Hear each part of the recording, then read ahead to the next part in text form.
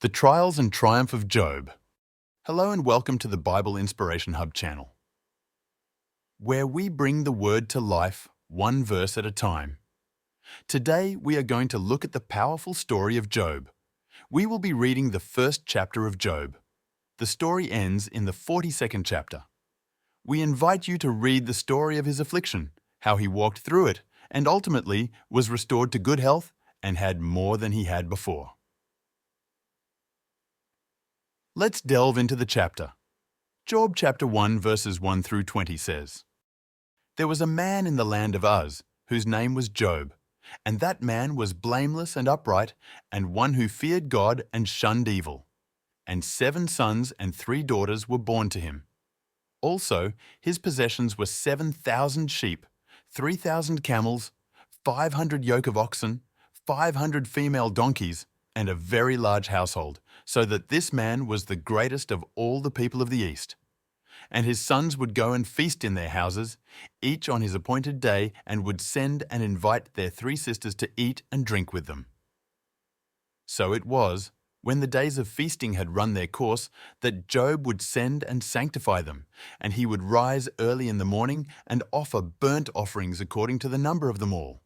For Job said, 'It may be that my sons have sinned and cursed God in their hearts.' Thus Job did regularly. Now there was a day when the sons of God came to present themselves before the Lord, and Satan also came among them. And the Lord said to Satan, 'From where do you come?' So Satan answered the Lord and said, 'From going to and fro on the earth, and from walking back and forth on it.' Then the Lord said to Satan, 'Have you considered my servant Job, that there is none like him on the earth, a blameless and upright man, one who fears God and shuns evil?' So Satan answered the Lord and said, 'Does Job fear God for nothing? Have you not made a hedge around him, around his household, and around all that he has on every side? You have blessed the work of his hands, and his possessions have increased in the land. But now, stretch out your hand and touch all that he has, and he will surely curse you to your face.' And the Lord said to Satan, 'Behold, all that he has is in your power, only do not lay a hand on his person.' So Satan went out from the presence of the Lord. Now there was a day when his sons and daughters were eating and drinking wine in their oldest brother's house, and a messenger came to Job and said, 'The oxen were ploughing and the donkeys feeding beside them when the Sabeans raided them and took them away.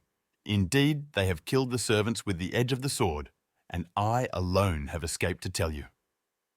While he was still speaking, another also came and said, 'The fire of God fell from heaven and burned up the sheep and the servants and consumed them, and I alone have escaped to tell you.' While he was still speaking, another also came and said, 'The Chaldeans formed 3 bands, raided the camels and took them away, yes, and killed the servants with the edge of the sword, and I alone have escaped to tell you.' While he was still speaking, another also came and said, 'Your sons and daughters were eating and drinking wine in their oldest brother's house. And suddenly a great wind came from across the wilderness and struck the 4 corners of the house, and it fell on the young people, and they are dead. And I alone have escaped to tell you.' Then Job arose, tore his robe and shaved his head, and he fell to the ground and worshipped. And he said, 'Naked I came from my mother's womb, and naked shall I return there. The Lord gave, and the Lord has taken away. Blessed be the name of the Lord.' In all this, Job did not sin nor charge God with wrong. Unbeknownst to Job, a heavenly conversation took place between God and Satan. Satan, the accuser, challenged God's assertion that Job's faith was unshakable.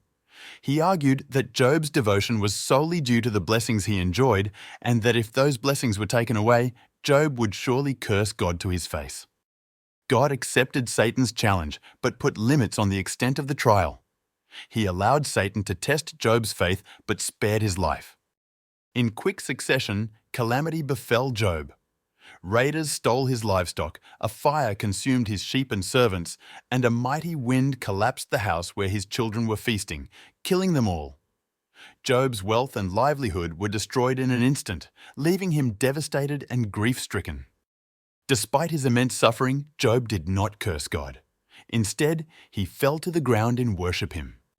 But Satan's challenge was not yet over. He accused Job of only maintaining his faith because he himself had been spared from harm. In response, God permitted Satan to afflict Job's body, though sparing his life. From head to toe, Job was covered in painful sores. His body was a picture of suffering, and his condition was so severe that he took a piece of broken pottery to scrape himself as he sat among the ashes. Job's wife, unable to bear the sight of her husband's suffering, urged him to curse God and die, but Job remained steadfast in his faith. Despite his overwhelming suffering, Job maintained his faith in God. 3 of Job's friends, Eliphaz, Bildad, and Zophar, heard of his afflictions and travelled to comfort him. However, instead of offering solace, they began to debate with Job, accusing him of wrongdoing and suggesting that his suffering was a result of his sins. Job's friends believed in the principle of divine retribution, that suffering was always a consequence of sin. But Job, in his anguish, maintained his innocence and questioned why he was enduring such intense suffering. The bulk of the book of Job consists of a series of dialogues between Job and his friends, as well as a younger man named Elihu, who also weighs in on the discussion. These dialogues explore profound questions about the nature of suffering, the justice of God, and the mystery of human existence. Despite his doubts and questions, Job refused to curse God. In the midst of his suffering, he clung to the belief that God was just and righteous, even if he could not understand the reasons behind his afflictions. As the story unfolds, God finally responds to Job's pleas for answers. In a powerful and awe-inspiring speech, God reveals his sovereignty and wisdom, declaring his supremacy over all creation. Job, humbled by God's presence and overwhelmed by his majesty, repents of his doubts and acknowledges God's righteousness. The overarching message of the story of Job is one of faith, perseverance, and the sovereignty of God. Job's suffering raises profound questions about the nature of human existence and the problem of evil. It challenges simplistic notions of divine retribution and calls into question the idea that suffering is always a consequence of sin. We see from Job's story that the enemy is the one who caused his pain, suffering, and loss, not God. The Bible says in John 10:10, "The thief does not come except to steal and to kill and to destroy. I have come that they may have life and that they may have it more abundantly." God allowed the spiritual attack on his servant Job, but he did not cause it. The same is true for us. God doesn't cause our pain, loss, and suffering, but will use it for our good and his glory. Romans 8:28 says, "And we know that all things work together for good to those who love God, to those who are the called according to his purpose." Ultimately, the story of Job reminds us that suffering is a part of the human experience, and that we may not always understand the reasons behind it. It calls us to trust in God's goodness and wisdom, even in the midst of our darkest moments.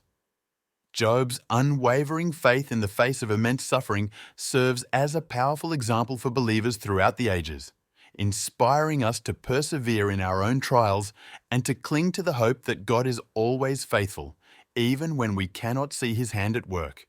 He loves us and is always working on our behalf. Thanks for watching, and remember to like and subscribe for more videos like this.